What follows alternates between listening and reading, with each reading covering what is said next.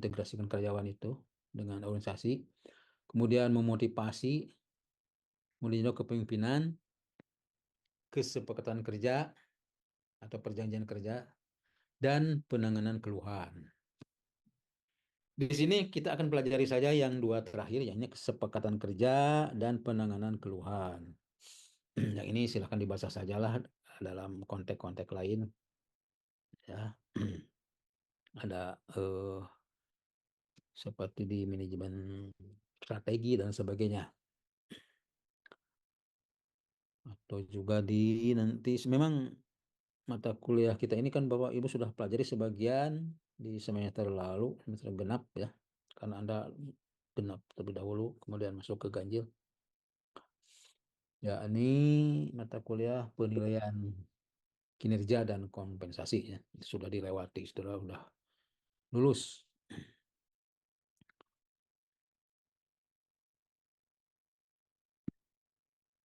Nah, saudara-saudara yang selama ini sudah berkecimpung di dunia kerja, baik sebagai pimpinan maupun sebagai anggota ya, atau staf. Terlebih lagi yang menangani kesepakatan kerja, tentu saja saya hanya mengingatkan ya kepada Anda. Jadi memori mengenai kesepakatan kerja ini baik teori maupun praktiknya ya. Secara mendasar atau pengertiannya bahwa ini tiada lain, kesepakatan kerja itu kan perjanjian yang dibuat dengan dokumen yang legal ya. Dan itu digunakan menjadi atau sebagai dasar kerjasama dengan karyawan. Jadi kerjasama antar karyawan ini dasarnya apa? Ya ini kesepakatan kerja. Oke. Kan ketika merekrut karyawan, ini satu hal teknis ya. Yang tidak dikesampingkan adalah kontrak kerja karyawan, ini perjanjian kerja ya. Dokumen ini didefinisikan sebagai perjanjian antara karyawan atau buruh ataupun pekerja lah. Silahkan yang mana yang eh, Anda klop gitu ya, pas gunakan. Kalau buruh kan biasanya lebih luas lagi, ini berkonotasi ke apa aspek politis juga.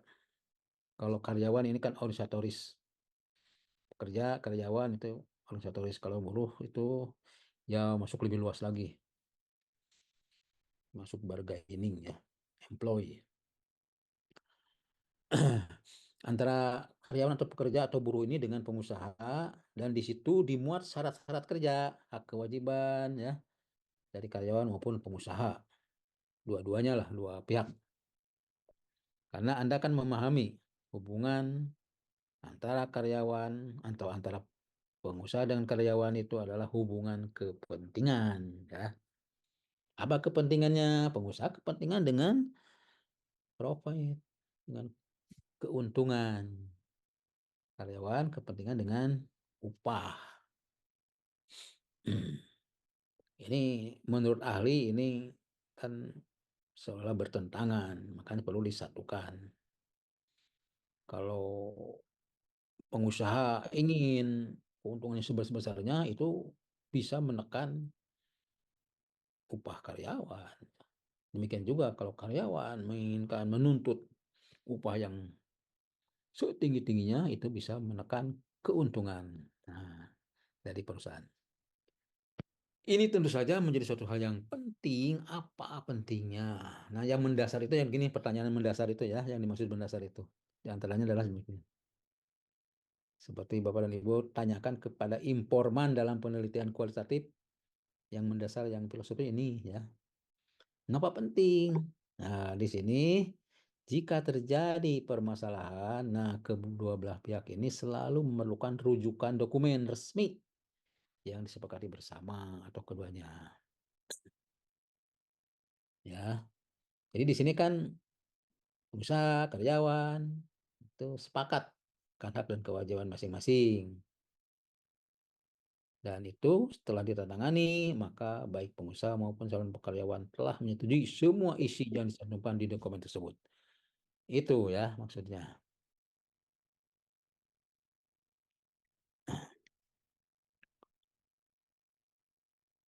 Baik, dan Ibu, kita tengok dua jenis perjanjian kerja secara garis besar ya.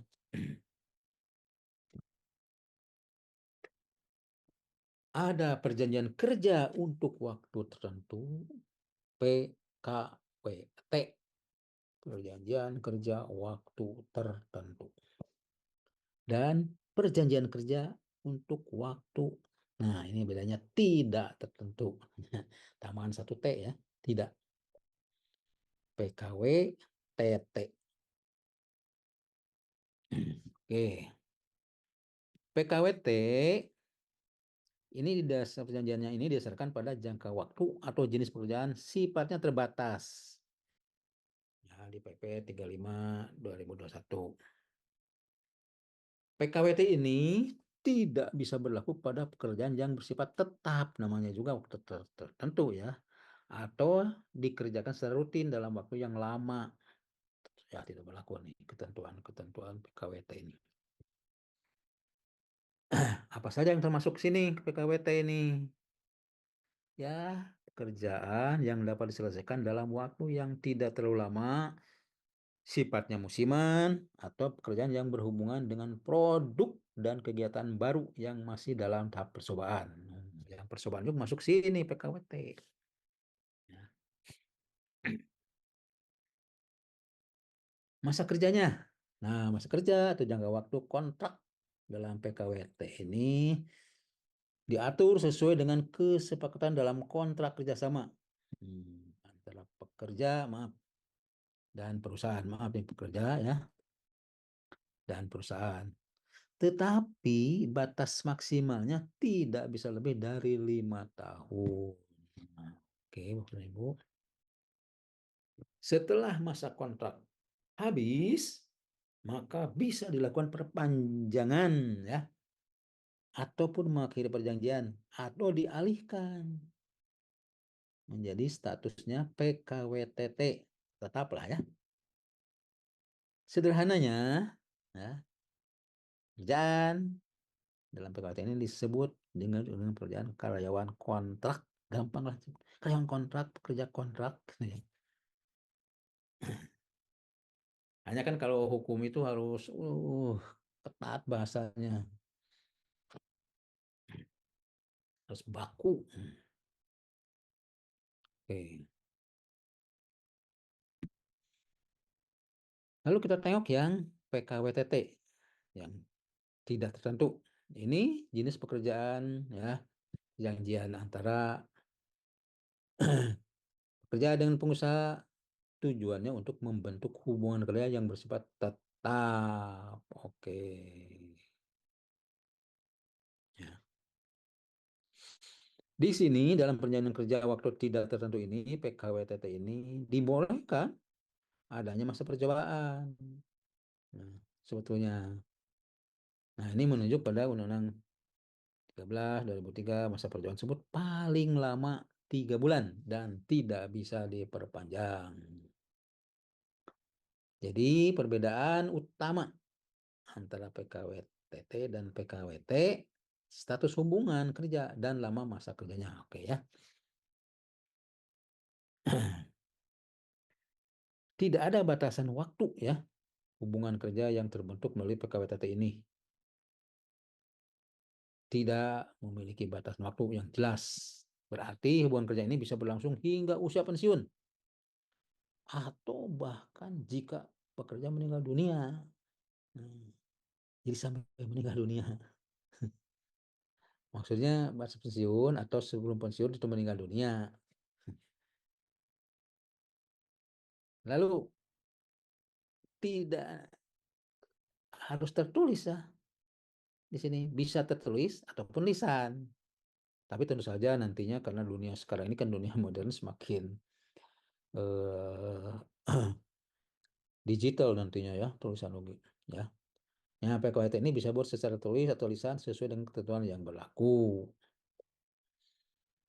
Masa percobaan hanya PKWTT yang dapat mensyaratkan adanya percobaan bagi pekerja sesuai dengan peraturan yang berlaku. Oke lah.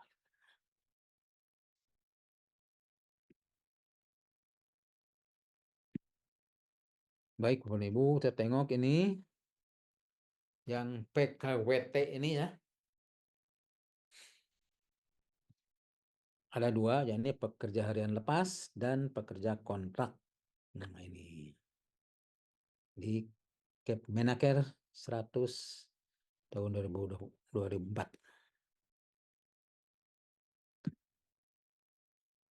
Apa itu pekerja harian lepas? Bapak Ibu pernah atau bahkan sering dengar ya misalnya. Saya pernah meneliti di pekerja perkebunan.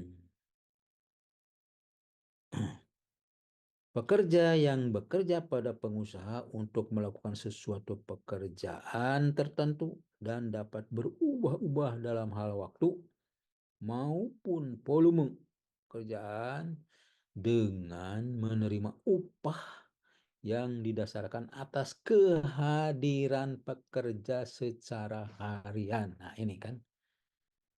Nah, ini. Makanya pekerja harian lepas. Oke, pekerja harian. Gimana sifat dan jenis pekerjaannya? Karakteristik sifat ya dan jenis pekerjaannya. Jangka waktu relatif singkat, maksimal 3 bulan. Oke. Pekerjaan dilakukan tidak lebih dari 21 hari kerja dalam sebulan. Lalu pekerjaan dilakukan menurut musim. Pekerja bongkar muat yang dilakukan secara tidak tetap. Nah, ini yang bongkar muat itu kan masuk ke sini. Yang lepas ya.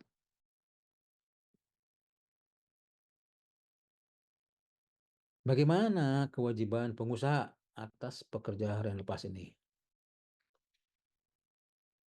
Pertama, harus membuat dan memelihara daftar pekerja ya. Nah, jadi buatkan listnya dan itu harus dipelihara. Jangan sampai hilang atau rusak atau berubah. Nah,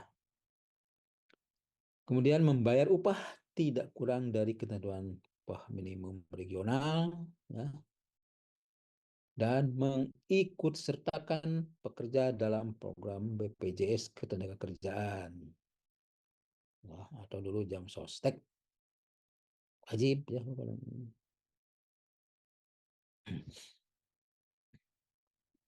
Bahkan beberapa perusahaan itu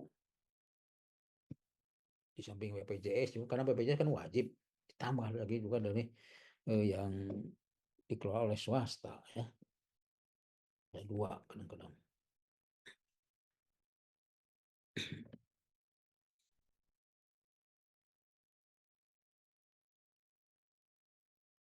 Nah itu Bapak dan Ibu pekerjaan yang lepas. Kemudian kita tengok pekerja kontrak.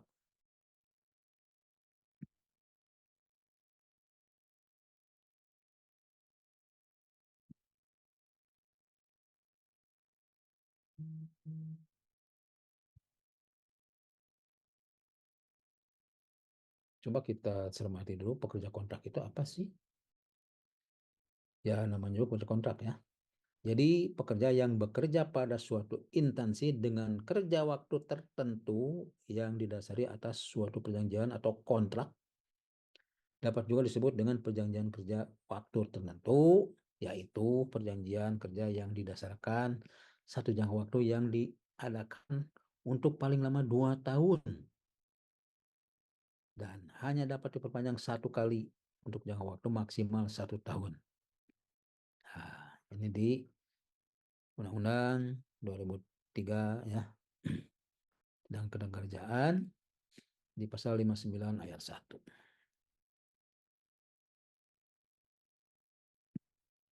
Apa syarat sahnya? Ini syarat, ini sah. Sah itu tidak usah pakai y lagi ya. Sah, syarat, syarat sah perjanjian kerja kontrak ini.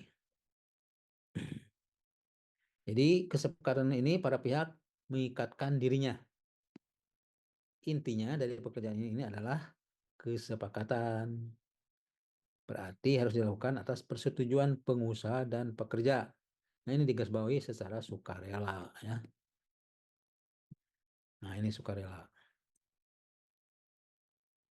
Jadi tidak dapat dibuat dengan paksaan atau ancaman oleh satu pihak kepada pihak lain.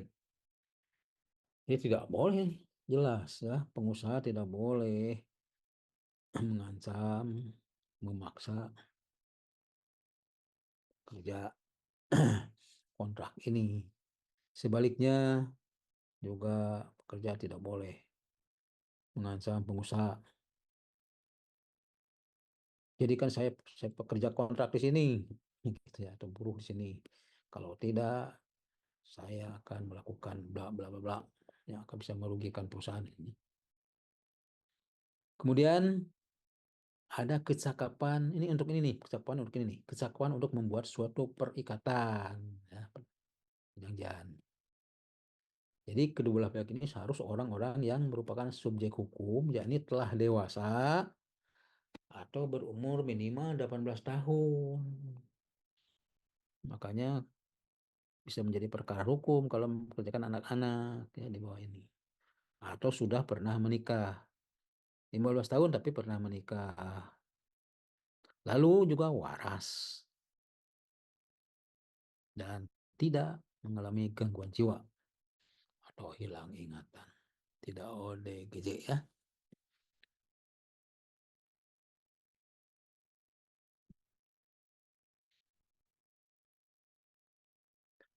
Kemudian syaratnya juga ada pokok persoalan tertentu. Apa maksudnya?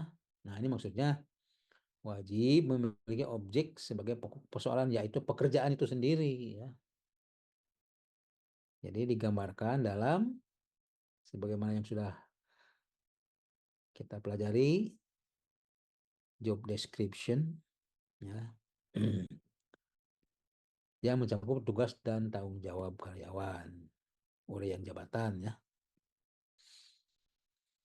Kemudian suatu sebab yang tidak terlarang di pasal 52 ayat 1 Undang-Undang 13 2003 tentang apa? Karena kerajaan juga menegaskan bahwa perjanjian kerja ini dibuat atas dasar tadi kesepakatan kedua pihak, kemampuan atau kesepakatan melakukan perbuatan hukum. Jadi perikatannya, adanya pekerjaan yang diperjanjikan. Nah, tadi sama ya. Ini persoalan objek ya. Pekerjaan yang diperjanjikan tidak bertentangan dengan ketentuan umum, dengan norma-norma umum, dengan kesusilaan atau norma susila, ya, dan juga peraturan perundang-undangan yang berlaku. Ya, jelas lah, tidak boleh pekerjaan itu misalnya membuat uang palsu atau memproduksi narkoba, ya.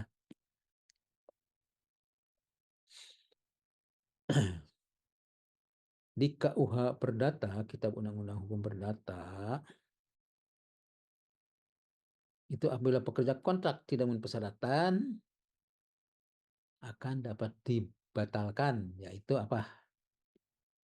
Pekerja kontrak yang tidak memenuhi syarat satu atau dua dapat dibatalkan melalui pengadilan. Ya, pengadilan tetap walaupun dapat dibatalkan tapi harus melalui pengadilan.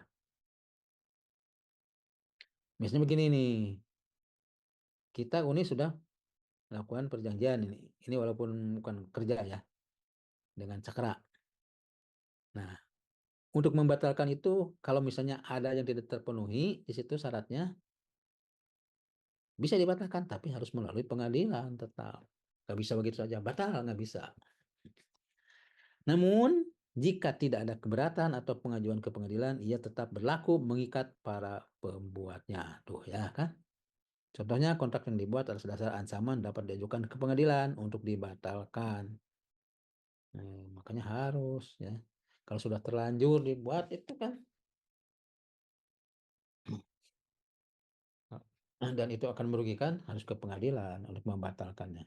Kecuali kalau tidak ada keberatan, walaupun diancam tapi tidak berat, tidak berkeberatan, ya lanjut, tetap berlaku ya, mengikat.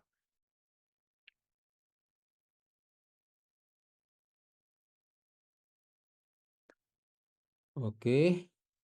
Nah, ini seperti yang ini juga, yang begini-begini tuh ditanyakannya kepada informan utama nih ya. Prinsip dasar PKWT ini, yang pertama, tidak boleh mempersyaratkan adanya masa percobaan di PKWT ya. Jika melanggar, maka syarat masa percobaan tersebut menjadi batal demi hukum. Nah, oke. Isinya tidak boleh lebih rendah dari syarat-syarat kerja yang termuat dalam peraturan perusahaan atau kesepakatan kerja bersama. Ya, di KKB tidak boleh itu lebih rendah syarat-syaratnya. Diadakan untuk jangka waktu paling lama 2 tahun, tadi sudah disebutkan ya, dan dapat diperpanjang hanya 1 kali dan maksimal 1 tahun itu. Jika melanggar, maka statusnya berubah menjadi PKWTT. Tuh. Nah, jadi jangan ulang-ulang, itu sebetulnya jadi PKWTT itu Bapak dan Ibu. Nanti biasanya ada pertanyaan, diulang-ulang terus beberapa kali, dan hanya 1 kali ya. Udah diulang berapa kali tapi tetap aja jadi PKWT. Padahal ketentuannya di sini ya, di undang-undang harus menjadi PKWTT atau jadi tetap. Dapat diperbarui 1 kali jika waktu maksimal 2 tahun dengan tenggang waktu 30 hari setelah berakhirnya perjanjian. Oke. Ini juga sama, jika melanggar maka syarat statusnya berubah menjadi PKWTT. Nah, ini dibuat dalam bahasa Indonesia dan huruf Latin ya. Jika melanggar, statusnya berubah menjadi PKWT, terhitung sejak hubungan kerja. Ini answernya bagus. Nah, dibuat dalam bahasa Cina atau bahasa Inggris, bahasa Malaysia, dan didaftarkan di atau ke Kemenaker setempat, ya, ke Disnaker lah ya, kalau di daerah.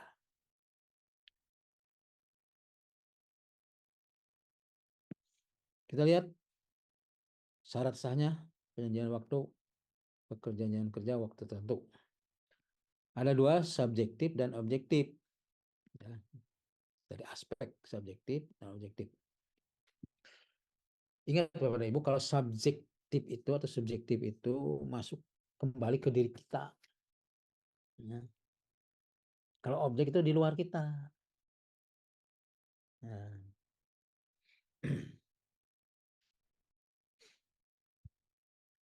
Adanya kata sepakat. Nah, ini kan di diri masing-masing, ya, di individu maksudnya, di dalam sepakat. Kemudian adanya kemampuan, kecakapan untuk melakukan tindakan hukum. Nah, ini juga sama, yang subjektif dua-duanya nih.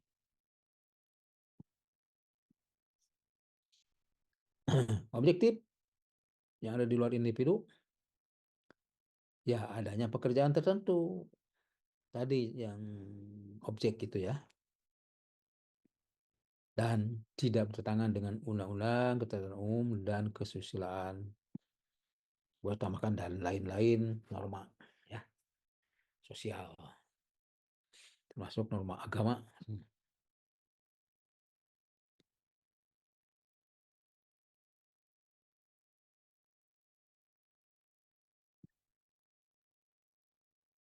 Apa isi dari PKWT ini? Perjanjian kerja waktu tertentu. Ini disebutkan minimal ya, minimal. Jadi kalau hanya segini itu sudah memenuhi syarat minimal. Kalau minimal kan boleh lebih dari ini. Tidak boleh kurang dari ini, itu minimal. Nama dan alamat pengusaha atau perusahaan ya, oke. Nama, alamat, umur dan jenis kelamin. Kerja. Jabatan atau jenis pekerjaannya apa? Ya. Besarnya upah dan cara pembayarannya. Oke. Syarat-syarat kerjanya dicantumkan juga ya.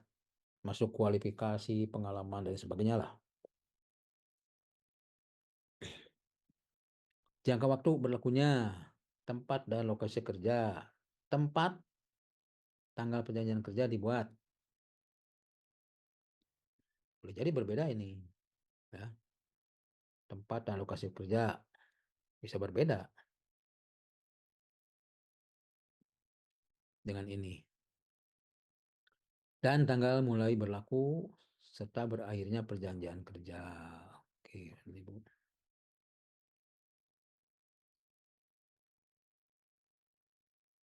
Bagaimana PKWT ini berakhir? Ya jelas, ini berakhir waktunya itu atau pekerjaan yang telah ditentukan. Jadi berakhirnya waktu, hmm, atau pekerjaan telah ditentukan. Habis. Pekerja meninggal dunia, oke, jelas.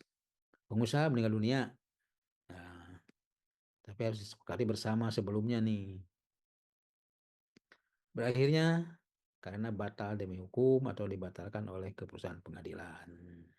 Yang tadi yang kita singgung-singgung, Pak Ibu ya. Nah, untuk tema yang ini tinggal satu lagi nih.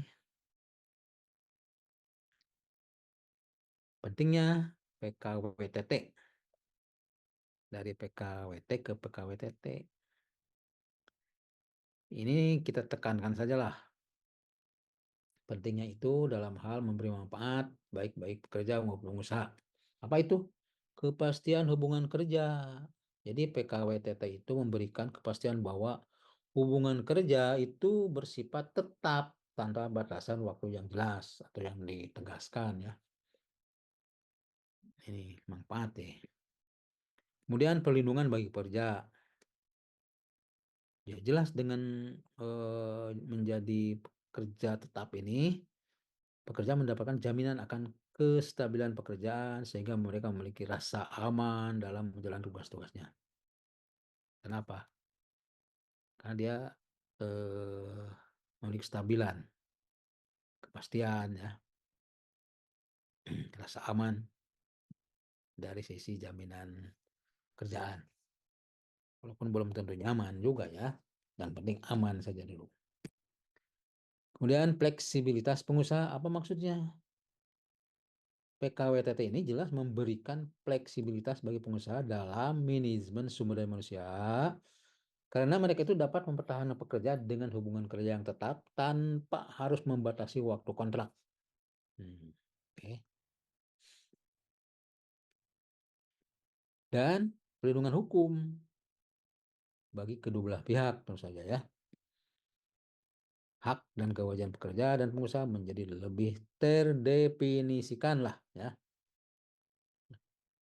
Terartikulasikan secara jelas batas-batasnya ya, ruang lingkup dan batas-batasnya. Dan pada saat yang sama mengurangi potensi konflik di kemudian hari. Ingat ya, mengurangi. Tidak bisa menghilangkan sama sekali. Mengurangi potensi konflik. Nah, itu Bapak dan Ibu untuk yang pertama mengenai kesepakatan kerja. Sebelum masuk ke menangani keluhan pekerja, silakan ya. Barangkali ada yang ingin sharing, berbagi pengalaman dengan saya atau dengan rekan-rekan yang lain. Saya kembalikan ke Bu Enda.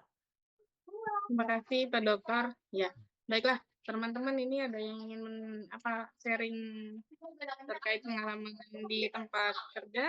Monggo disilakan.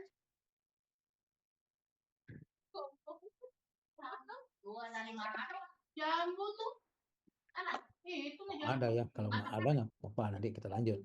Belum Pak, belum ada Pak. Kita lanjut ya. Iya Pak.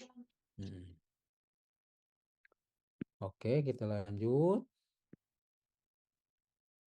dengan menangani keluhan kerja.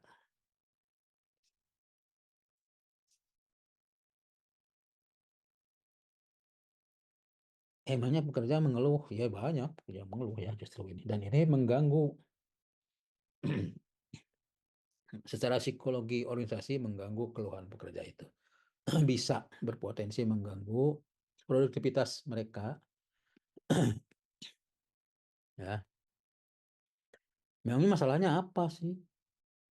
Nah, ini para ahli psikologi organisasi, khususnya di dunia kerja,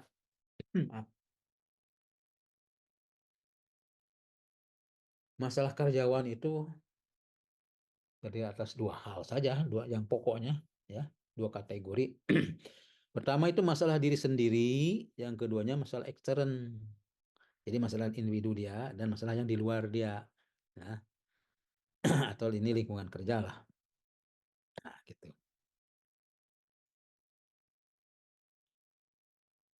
Lingkungan kerja, keluarga dan jaminan sosial. Masalah sendiri seperti contohnya sakit. Dan yang paling banyak sakit ya. Ini dianalisis kemungkinannya itu si masalah-masalah di karyawan itu bisa terpecahkan, jadi ada penyesuaian adjustment si pekerja itu mampu atau tidak terpecahkan. Nah, yang ini malah menimbulkan masalah baru, jadi mal adjustment ini. Kalau terpecahkan kan adjustment, tidak menimbulkan masalah baru. Nah, kalau tidak terpecahkan mengarah kepada mal adjustment atau menimbulkan masalah baru. Dan itu kalau tidak segera diatasi akan menimbulkan frustasi. Oke lah. Ya. Dari yang paling rendah kita frustasi itu kayak merasa sedih ya, berkesedihan gitu. Kemudian merasa tidak berdaya sampai putus asa, kemudian berfantasi, berilusi, bertingkah laku tidak pantas atau sampai bisa melanggar juga norma-norma ya, akibat lebih jauh.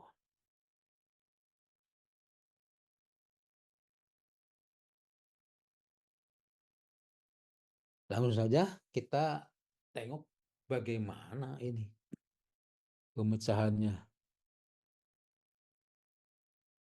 Dalam menghadapi masalah karyawan ini, baik yang diri sendiri atau bersumber pada diri sendiri maupun yang bersumber dari lingkungan atau eksternal dia, pimpinan, terutama manajer human resource development ya, atau pengusaha industri ini, mengajak berkomunikasi persuasif. Ini persuasif artinya apa? Sampai sekarang persuasif itu susah di Indonesia kan ya, makanya ini aja diambil alih, dipadankan saja sesuai bentuk aslinya atau mendekati bentuk aslinya. Ada yang mengartikan dengan merayu gitu ya, tapi tidak pas ya. Persuasif itu beda dengan merayu. Persuasif jadi pendekatan yang komunikasi yang lemah lembut gitulah, menyentuh hati dan perasaannya. Juga empati ya, dan dari hati ke hati. Oke, empati itu kan menempatkan diri, berusaha menempatkan diri pada posisi yang bersangkutan. Bapak dan Ibu berempati terhadap yang mengalami eh, yang berluka ya, mengalami bencana dan sebagainya, mengalami musibah. Kemudian pemimpin mencarikan jalan keluar untuk mengatasi permasalahannya.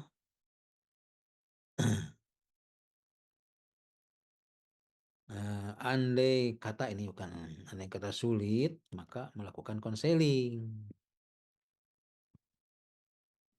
kan ahli psikologi organisasi itu sering menekankan pentingnya komunikasi. Segala sesuatu diawali dengan komunikasi untuk masalah-masalah itu. Anda juga sama yang memiliki masalah, kalau tidak dikomunikasikan, ya terpendam terus-menerus, kan bisa menjadi terakumulasi ya. Secara psikologis orang menyebutkan dengan menyampaikan atau mengkomunikasikan maka masalahnya sudah tertangani 70% katanya ya. Nah, jika sulit ya, lakukanlah konseling ya, penyuluhan. Konseling ini kan antara konselor ya, Bapak dan Ibu lah, manajer HRD-nya, dan konseli karyawan. Sudah mulai hubungan antara konselor dengan konseli, seperti antara dokter dengan pasien gitu ya. Hanya ini kan bukan medis, ini psikologis. Kalau sakitnya medis kan tinggal dibawa aja ke dokter, dokter medik. Ini psikolog. Tujuannya apa? Ya jelas di sini itu membantu karyawan memecahkan masalahnya sendiri. Jadi jangan mengambil alih. Tetap yang memecahkan masalahnya itu adalah harus karyawan sendiri.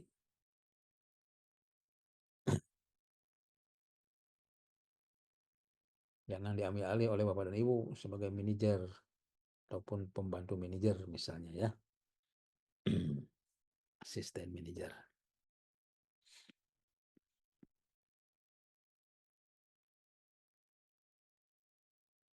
Nah, dan ini apa yang dilakukan oleh konselor ini? Usahakan pertama itu bangun hubungan yang akrab ya, intimasi, keakraban. Untuk apa memang akrab? Agar si konseli itu, si karyawan lah, menaruh kepercayaan kepada Bapak, kepada konselor, kepada Bapak dan Ibu.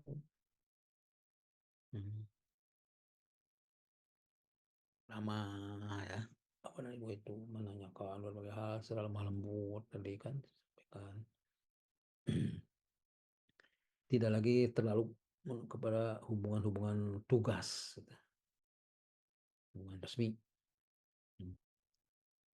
Bertanya dan mendengarkan serta mengetahui sebab-sebab yang menimbulkan masalah. Memangnya berawal dari apa? Kronologinya gimana? Coba ceritakan ya gitu. Itu. Dan dengarkan Bapak dan Ibu dengan baik ya, dicerna.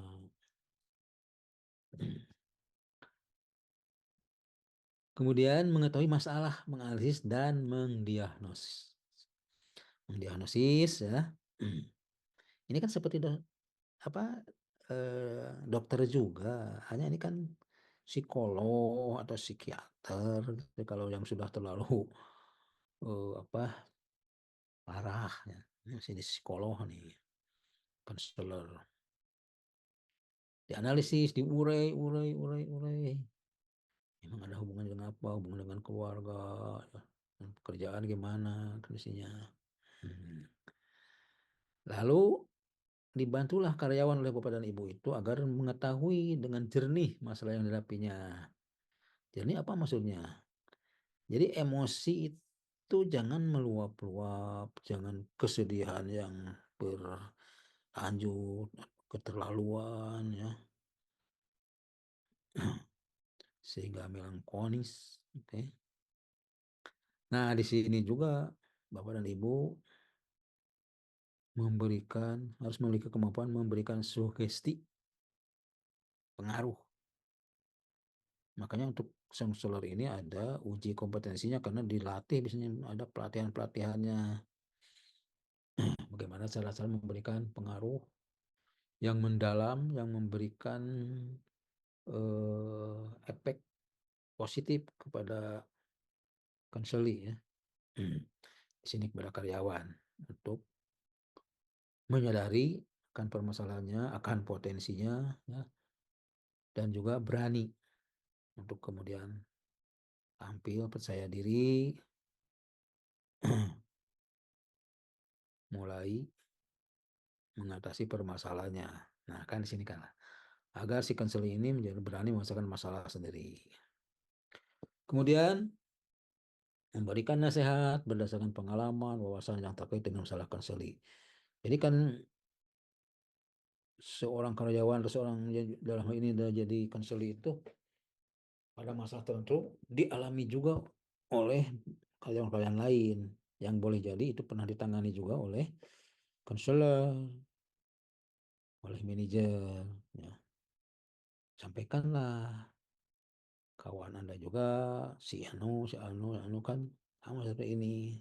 Sekarang tuh lihat, dulu 3 tahun yang lalu dia sama dengan Anda, ya. Hamba yang persis seperti begini. Tapi dia kan karena percaya diri akhirnya bangkit, bangkit dan sekarang lihat sendiri karirnya. Nah gitu ya, tunjukkan. Nah, karyawan berani dan tahu apa yang akan dilakukan dengan memberikan modal seperti itu. Terakhir, secara berkesinambungan artinya tidak boleh berhenti sampai di situ sampai dengan si konsuli itu merasa masalahnya sudah teratasi. Oke. Nah, sebelum mengakhiri Bapak dan Ibu sebetulnya ada lagi ya satu lagi sebetulnya ya. Tadi itu selain motivasi, kepemimpinan, hubungan manusiawi ya, human relation, untuk itu ada mendisiplinkan ya, pendisiplinan. Saya hanya mengingatkan saja di antara pendisiplinan itu kan terutama untuk karyawan-karyawan yang melakukan pelanggaran-pelanggaran organisasi atau perusahaan. Ya. Di antaranya prosedurnya adalah pendisiplinan itu pertama melakukan Bapak dan Ibu itu mengambil tindakan peringatan lisan. Nah, ya. Boleh Bapak dan Ibu atau tengok saja nanti di perusahaannya masing-masing. Ya, mekanisme peringatan lisan itu untuk berapa lama berlakunya? 2 minggu kah? 1 bulan lah kah? 2 bulan kah? Dan sebagainya. Oke, setelah Bapak dan Ibu lakukan atau berikan peringatan lisan, ditegurlah secara lisan, monitor gimana perkembangannya, progresnya. Kalau baik, artinya kembali ke kondisi semula, artinya disiplin kembali. Nah, tidak usah lanjut, udah. Tapi kalau sebaliknya tidak ada perubahan, malah misalnya lebih tidak berdisiplin lagi, Bapak dan Ibu mengambil tindakan memberikan peringatan tertulis. SP surat peringatan. SP berapa? SP1 tentu saja ya. SP1. Saya pernah mengeluarkan SP1 di pasca sarjana ini. Ya. Dan setelah saya cermati, ya, amati, monitor, SP1 itu berlaku untuk 1 bulan. Ternyata tidak ada perubahan, ya, malah lebih parah pelanggaran-pelanggarannya. Asalnya kan sering tidak masuk kerja tanpa pemberitahuan. Nah, ini kan mengganggu ya fungsi-fungsi organisasi. Di perusahaan juga seperti itu Bapak Ibu. Mengganggu proses produksi lah paling tidak ya. Maka kalau Bapak dan Ibu mendapatkan demikian ya jelas Yang paling umum adalah prosedurnya. Yang kedua, memberikan SP kedua, surat peringatan kedua, tertulis lagi. Nah, ini saya juga pernah melakukan ini, memberikan SP2 ini.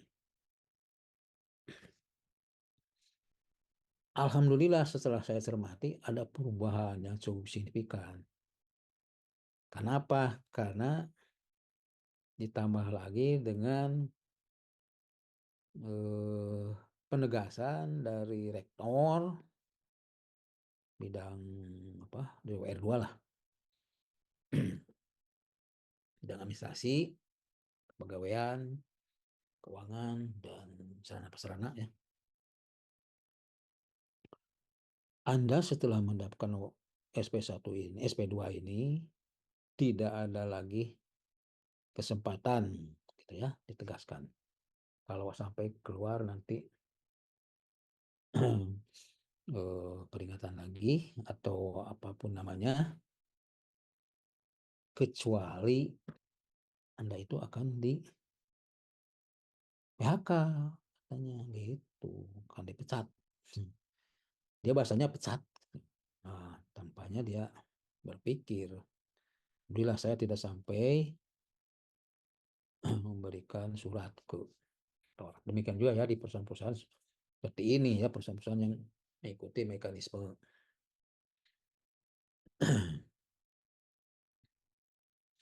itu untuk pendisiplinan karyawan. Di samping yang keseharian misalnya lewat apa, lapor ya, apa kehadiran atau presensi dan sebagainya lah.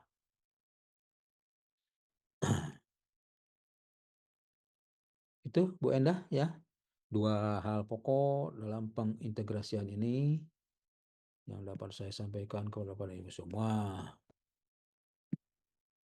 Hmm. Baik, Pak. Terima Oh. kasih, Pak Dokter, untuk dua materi yang sangat menarik ini.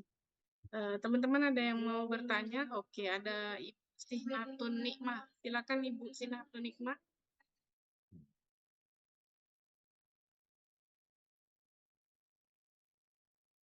Assalamualaikum warahmatullahi wabarakatuh. Waalaikumsalam warahmatullahi wabarakatuh. Apakah suara saya terdengar? Dengar, Mbak.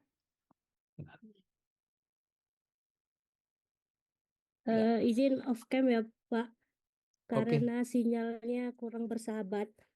Nah, iya ya. Oke, Pak, saya ingin bertanya 3 hal untuk materi kuliah pada hari ini. Hmm. Yang pertama, masalah kontrak kerja. Hmm. Kalau dalam idealnya, dalam kontrak kerja itu apakah ada format baku yang harus mencantumkan sesuatu dalam surat perjanjian kontrak kerja? Karena yang saya lihat ada yang panjang gitu Pak, terus ada yang singkat. Nah, yang baiknya yang mana gitu. Kemudian yang kedua, apakah dalam kontrak kerja itu kalau kita berikan kepada karyawan, kemudian ada sesuatu yang mereka tidak setujui gitu, apakah bisa direvisi, Pak? Hmm. Halo? Ya, lanjut. Oke, Pak. Kemudian yang ketiga, bagaimana bagaimana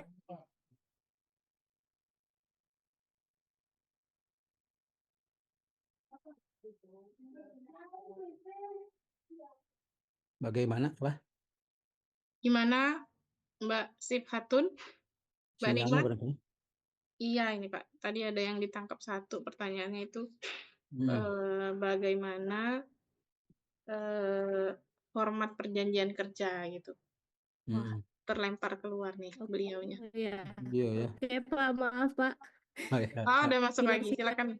Silakan. Oke, yang Lanjut, terakhir lanjut. Pak, bagaimana sikap kita sebagai pimpinan dalam menghadapi karyawan yang mudah mengeluh dan memiliki daya juang yang kurang. Tadi kan sudah Nah, Bapak berikan misalnya apa saja pengatasannya. Nah, itu yang ya, sudah beberapa hal sudah kita lakukan begitu, Pak. ya, ya. Cuman nih tadi misalnya mencari solusi kan menurut saya kan tidak mungkin kalau setiap itu pimpinan yang mencarikan solusi. Nah, itu Ah, bagaimana sikap kita menghadapi karyawan seperti ini, Pak? Itu saja, Pak. Terima kasih. hmm. menghadapi karyawan ya. Oke, mengenai format kontrak kerja ya tidak ada yang baku lah ya. Yang penting memenuhi ini nih, ya. Ini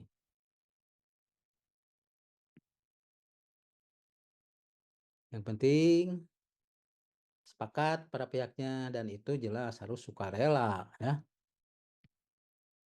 Jadi ada kesukarelaan, kemudian ada kecakapan. Ingat kecakapan ini untuk ini nih melakukan tindakan hukum perikatan ya. Sehingga ini ya dewasa, waras ya, tidak mengalami gangguan jiwa. Ya, di situ sudah dimuat ya. Di situ apa objeknya atau pekerjaannya apa di situ disebutkan jobnya lah, nah, urian jabatannya ada.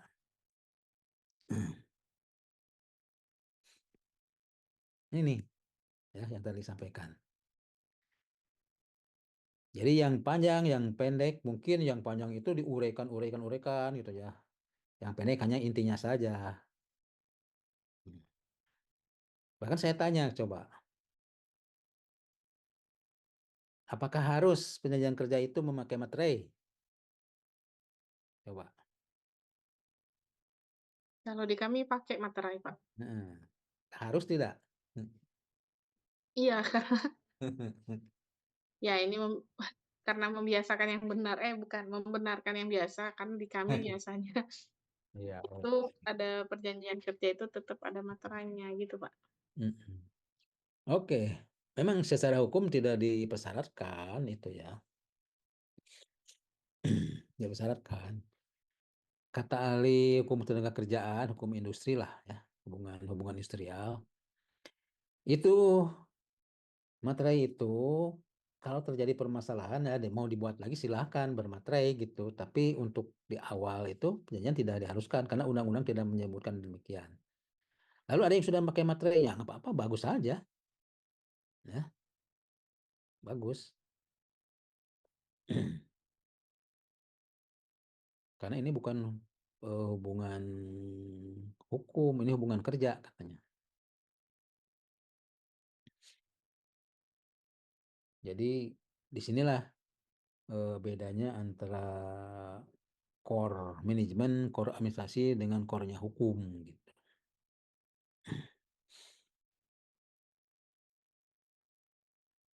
Ya, jika ada yang kurang akhirnya kalau itu diajukan harus direvisi jelas ya, tapi harus dibatalkan dulu oleh pengadilan dulu ya.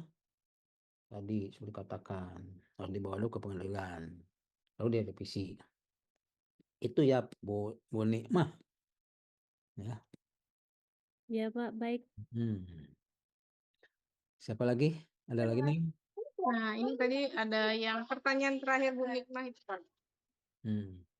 Apa? Oh, ada lagi Terkait satu lagi apa? gimana cara memaintain karyawan yang etos kerjanya ini udah low banget, Pak, gitu. Gampang ngeluh, gampang nyerah gitu. Padahal data-data ya yang Bapak infokan di slide tadi sudah dikerjakan sama Bu Nima, Pak. Ya, kalau sudah itu one prestasi ya sudah diusahakan berbagai apa upaya. Kalau itu sudah menyangkut kapasitasnya yang sudah tidak sesuai lagi dengan apa dengan tuntutan atau persyaratan apa pekerjaan, spesifikasi pekerjaan itu kan, maka ya bolehlah dilakukan separasi atau pemutusan, pemensiunan lah gitu ya, pemberhentian. Nah, pemberhentian ini akan kita bahas nanti pada pertemuan terakhir ya. Pemberhentian itu kan tidak selamanya PHK.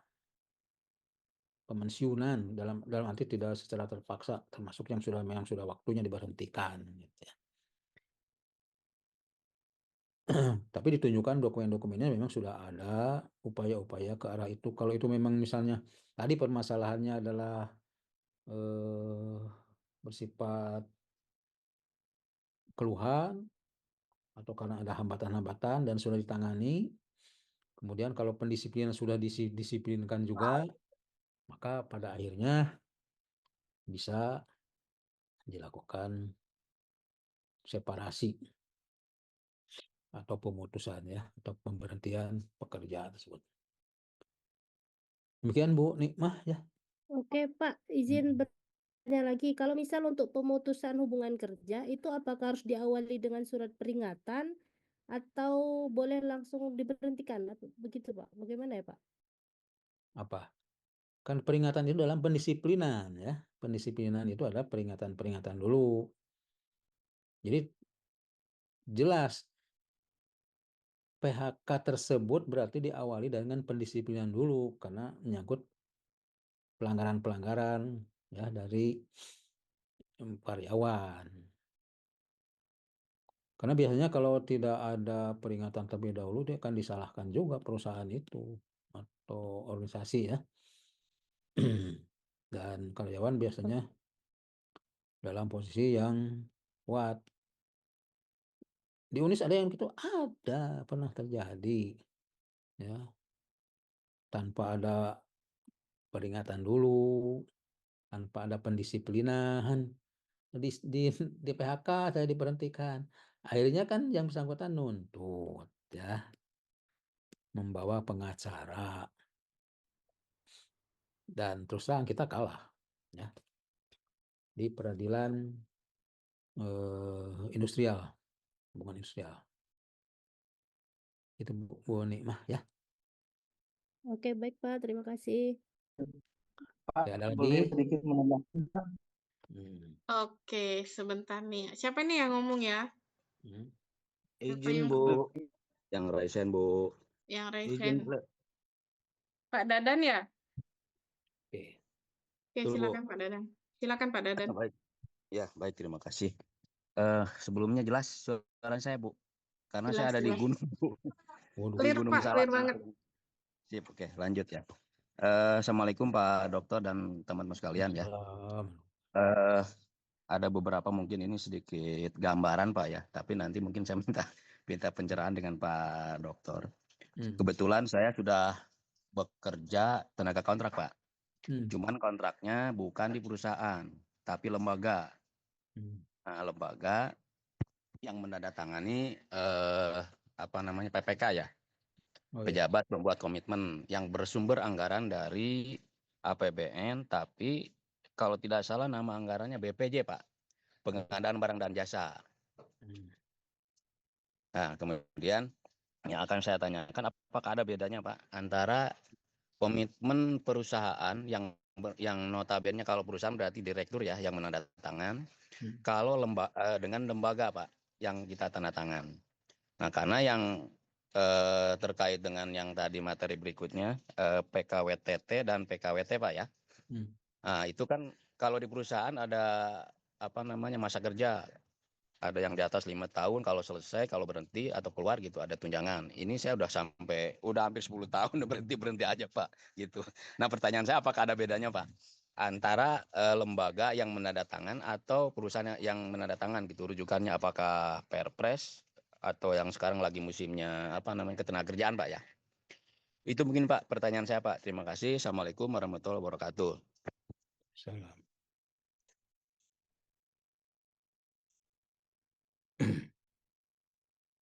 Beda antara yang menandatangani, maksudnya gimana, saya belum bisa menangkap nih Pak Dadan. Baik Pak, saya ulang Pak ya. Jadi gini,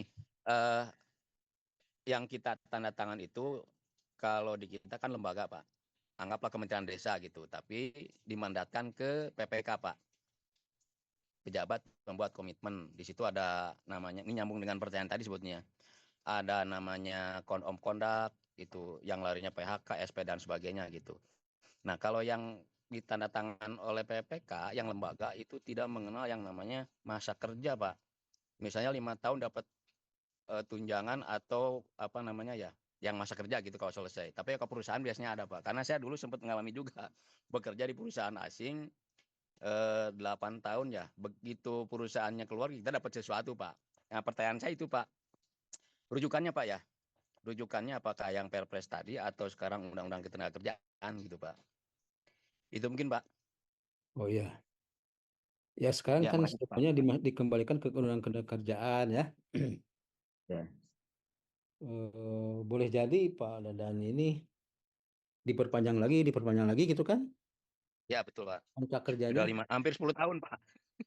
Iya.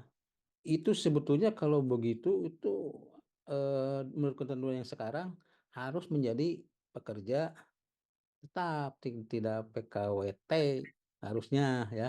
Ya, Tapi ya, ya. memang banyak di mana-mana yang begitu ya. Jadikan modus sebetulnya. Iya Pak. Tetap saja PKWT. Walaupun sudah beberapa kali kan yang 1 kali perpanjangan itu harusnya dan itu 1 tahun juga. Ya. Hmm, Ya. tuh. Tapi Izin Pak kita tiap tahun Pak kontraknya. nah itu. Tapi sekali lagi di kita ini memang terus terang saya ingin mengatakan dari sisi lain lah ya. Karena memang real. Apa itu Ya. sisi bargaining position buruh atau pekerja kita ini masih lemah ya. Ya. Lemah kita ini. Tidak seperti di negara yang sudah maju.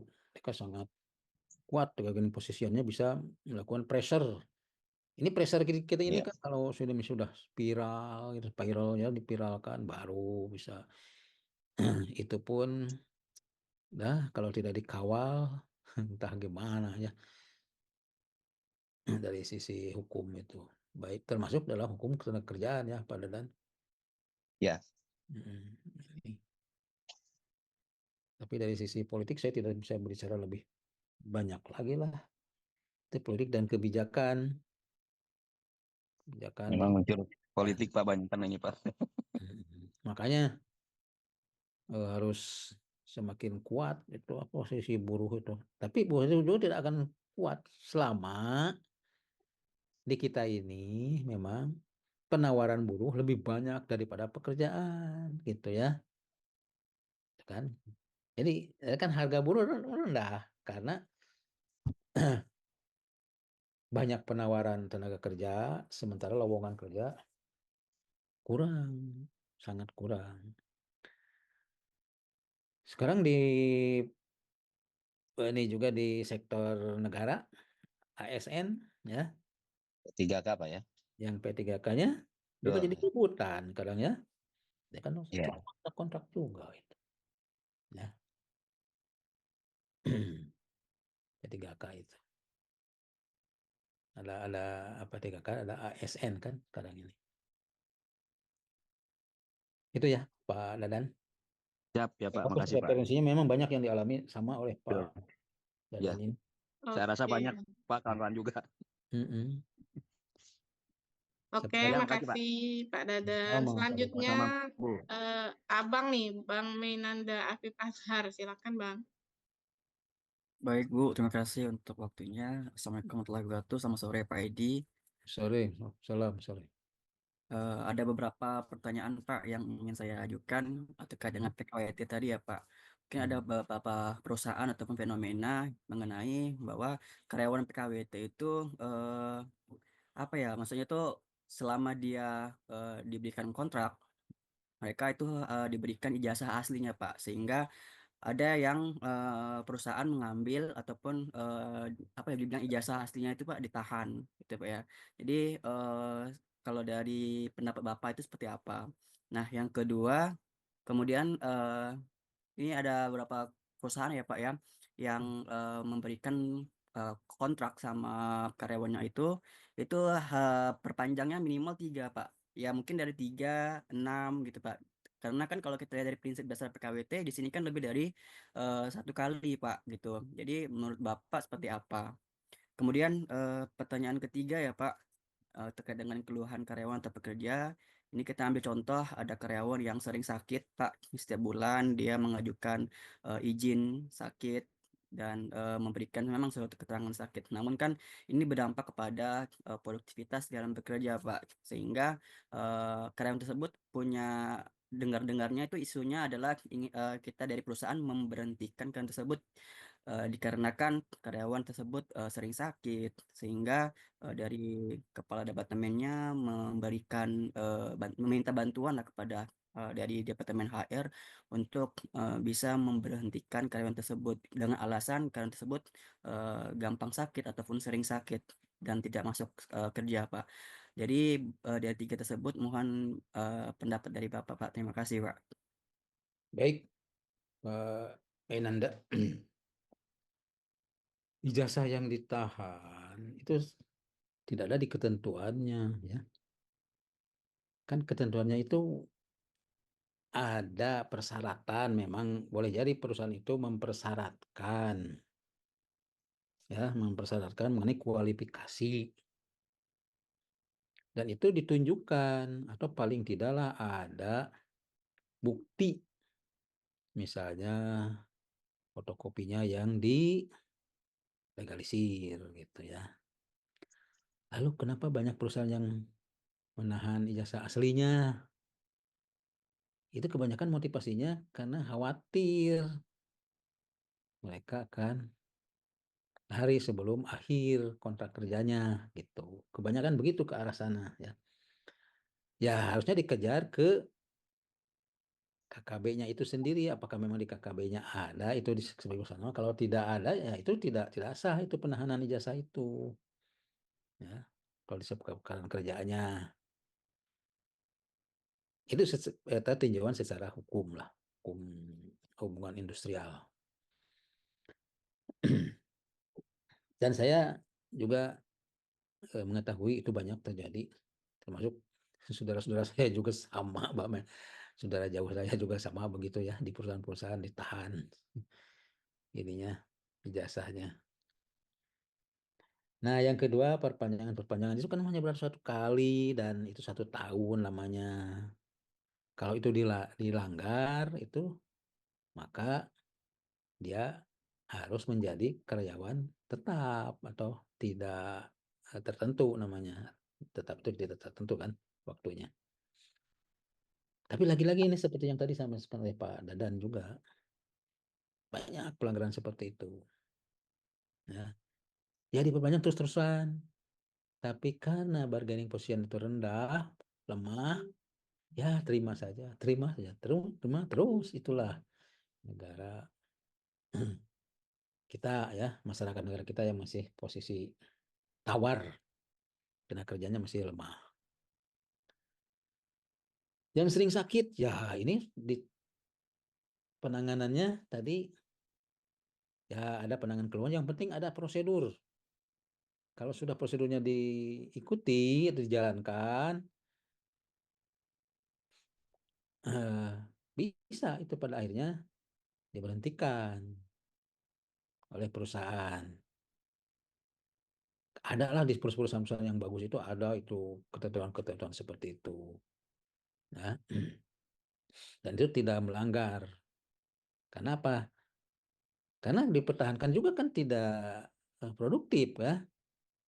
Hanya menjadi beban saja kalau hak-haknya dipenuhi sebagaimana yang lain yang normal gitu. Sering tidak masuk, sakit, izin cuti terus usahaan kan.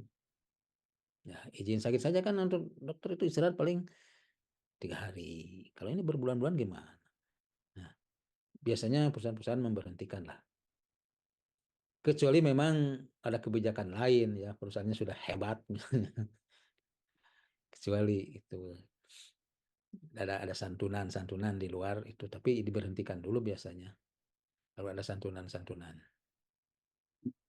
Ya, ini izin Pak Edi menambahkan dari Pak Edi tadi. Bang Mainanda Afif nih. Kalau di kami itu ada tim HSSE. Di HSSE itu ada tim K3-nya. Jadi kesehatan dan keselamatan kerja. Di situ nanti teman-teman yang misalnya tidak bisa ke lapangan gitu atau sakit terus itu akan diberikan evaluasi medical check up. Jadi secara berkala 3 bulan sekali nanti udah tuh mereka misalnya sudah misalnya kuranglah prestasinya gitu ya. Jadi kalau banyak sakit, banyak nggak masuk gitu. Nanti dari situ kan dokter K3-nya atau dokter okupasinya itu bisa memberikan rekomendasi untuk misalnya pensiun dini. Nah, dari pensiun dini itu juga dia nggak serta-merta pensiun. Jadi nanti dalam waktu setahun itu dia akan diturunkan dulu, tidak bekerja, tapi diturunkan dulu gajinya setengah. Nanti sudah gajinya setengah diturunkan, nanti mereka pas setahun bekerja, setahun tidak bekerja, baru mereka dipensiunkan dini. Nah, seperti itu kalau di kami, Pak. Oke, baik, terima kasih untuk sharingnya Bu Indah. Kita lanjut ya, Pak. Ini ke Ibu Anik Rotul Koriah. Ya, silakan Bu Anik. Baik, kasih ya, baik Pak Mainanda. Baik, terima kasih Pak. Ya, silakan Bu. Siapa, Pak? Bu Anik, Pak. Oh, Bu Anik. Bu Anik masih ada di room Zoom kah?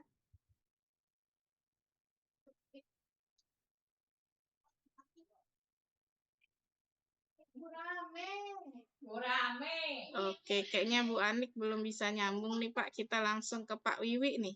Pak Wiwi dulu ya, Bu Anik. Mbak, Oh, udah. Ya, kenapa? terpental kayaknya, keluar sendiri kayaknya. Oh, Iya. Kita next dulu ya ke Pak Wiwi ya. Oke, Silakan Pak Wiwi. terima kasih Bu Yana. Jelas Bu suaranya Bu. ya, jelas, Aman, Pak. Pak. Silakan, Pak. Oke, terima kasih atas waktunya Bu Ketua, ya Pak Dokter. Ini Ya. hanya sharing aja tadi perihal pemutusan hubungan kerja berdasarkan misalnya tahapan tadi untuk indisipliner, misalnya memberikan dulu surat teguran, kemudian SP 1, 2, 3, dan seterusnya sampai ke terjadi PHK. Itu memang secara untuk yang indisiplinernya mungkin bisa terjadi atau ketentuannya seperti itu. Tapi ada juga yang saya ketahui itu bisa langsung si karyawan itu di PHK dengan ketentuan yang diatur dalam PP atau peraturan perusahaan. Contohnya melakukan tindakan fraud kalau untuk yang di beberapa perusahaan, atau kalau untuk di finance atau leasing itu lapping istilahnya, itu penggelapan. Dan itu tidak harus mengeluarkan SP 1, 2, 3, itu langsung bisa dilakukan pemutusan hubungan kerja dengan tadi peraturan perusahaan yang tertuang dalam ketentuan peraturan perusahaan. Jadi tidak harus melakukan peringatan 1, 2, 3. Jadi langsung. Atau terjadi misalnya perkelahian atau keributan, itu pun bisa langsung dilakukan PHK. Seperti itu sih Pak sharingnya. Terus yang kedua, perihal tadi ijazah ditahan. Memang ada beberapa pas waktu saya di finance itu pun sama, ijazahnya kenapa ditahan. Kemudian ada juga yang masa ikatan dinas atau ikatan kerja, biasanya 1 sampai 2 tahun, itu sepakat dengan Pak Dokter tadi, Pak Direktur, untuk ketentuan ditahan ijazah itu lebih ke high risk, jadi resikonya sangat tinggi. Apalagi saya waktu itu memang sempat 2 tahun di salah satu perusahaan leasing atau finance, itu hampir semua untuk terutama di bidang collection, karena rentan dengan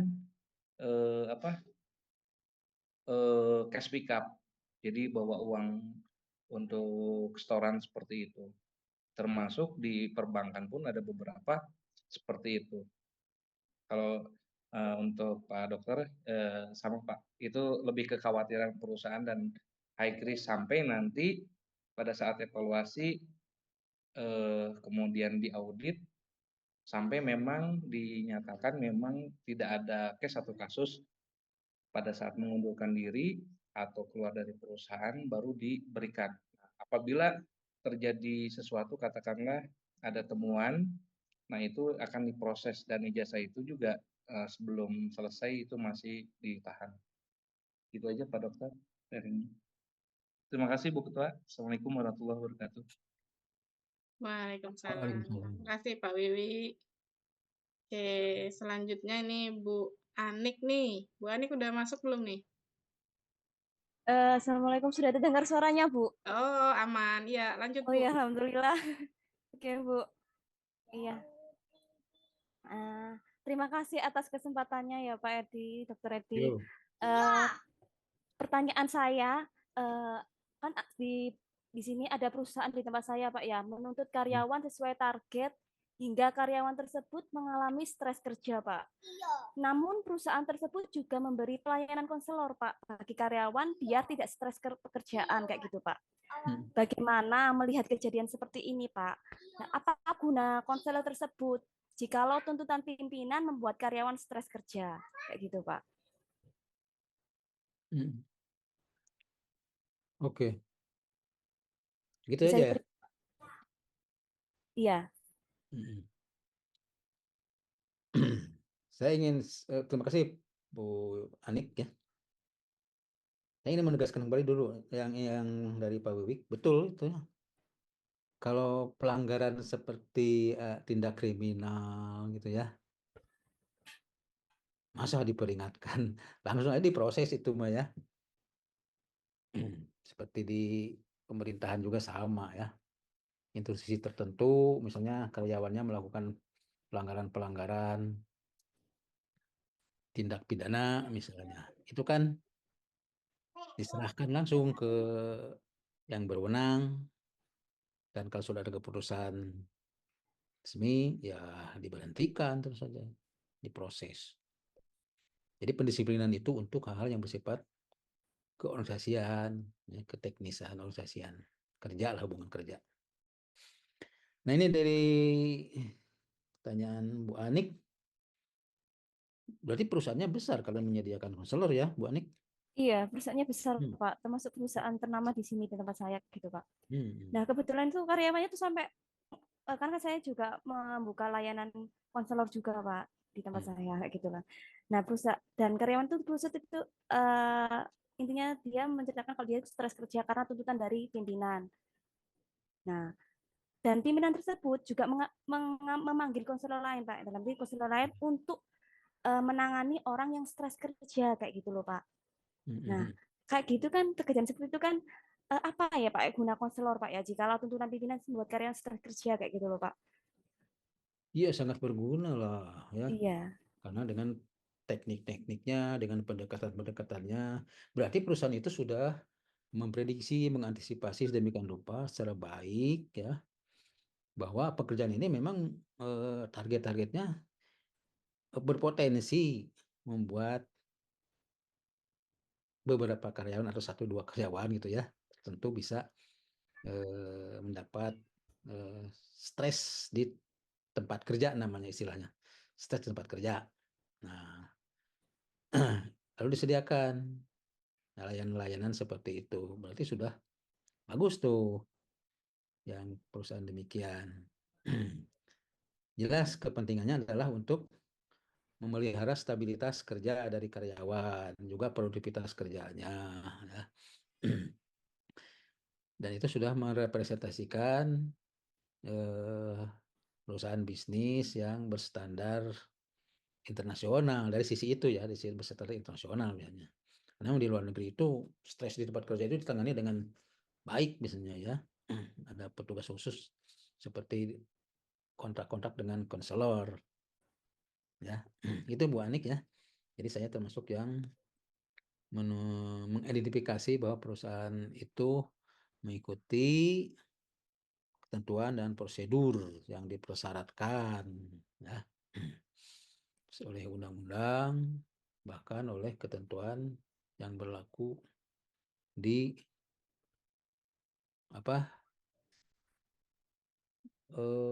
organisasi internasional itu, ILO ya, International Labour Organization ya, organisasi buruh internasional, itu juga disebutkan di situ ada tuh.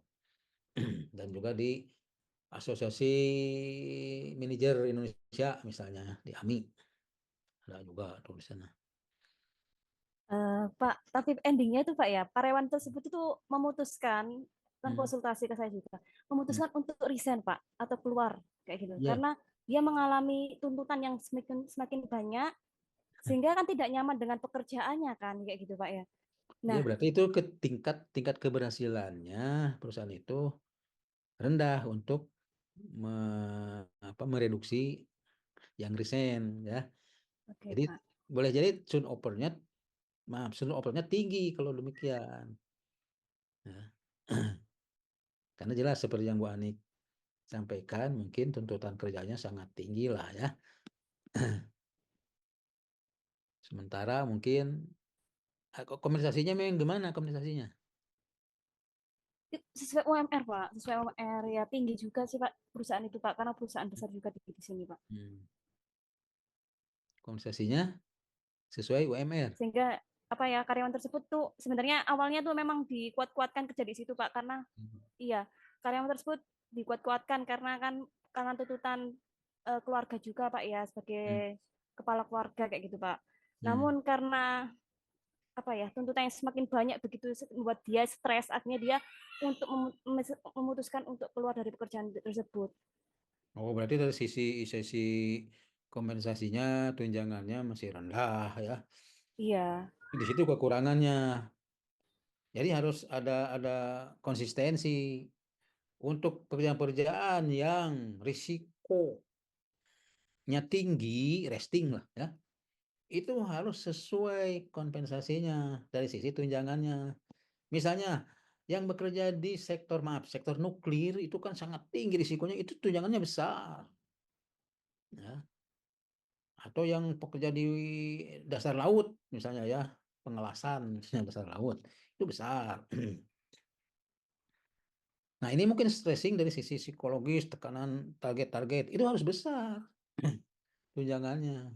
Jadi dari sisi itu mungkin perusahaannya masih minim, masih kurang lah, masih minus. Itu tidak konsisten. Gitulah. Sama dengan misalnya, maaf, pekerjaan di sektor keuangan, banyak sektor keuangan tertentu yang tunjangannya tinggi ya.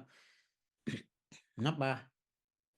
Supaya tidak tergoda ya untuk menyelewengkan misalnya. Saya lihat di mana-mana sektor keuangan itu cukup tinggi ya tunjangannya. Sektor pajak tuh tinggi tuh.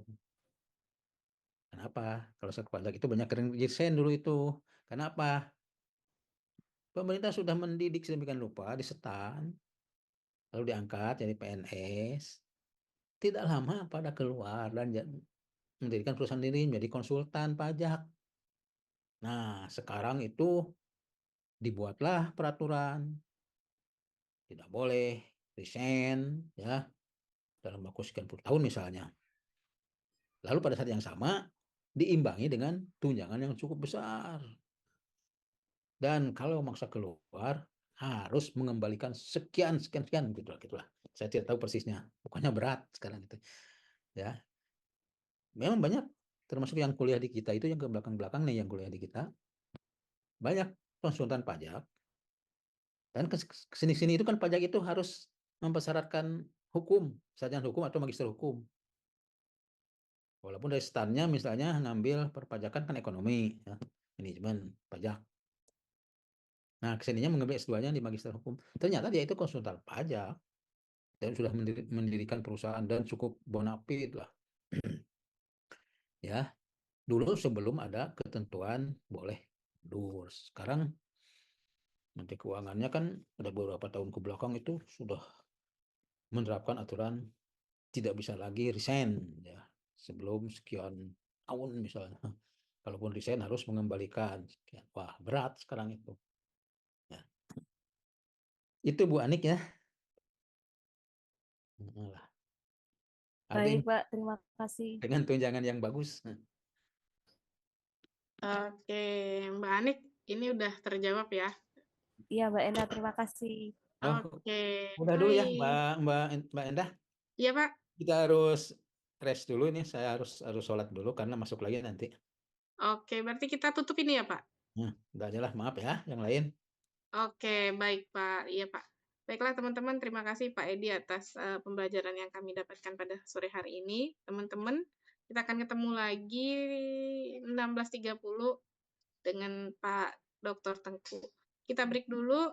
Terima kasih Pak Dr. Edi. Saya akhiri. Assalamualaikum warahmatullahi wabarakatuh.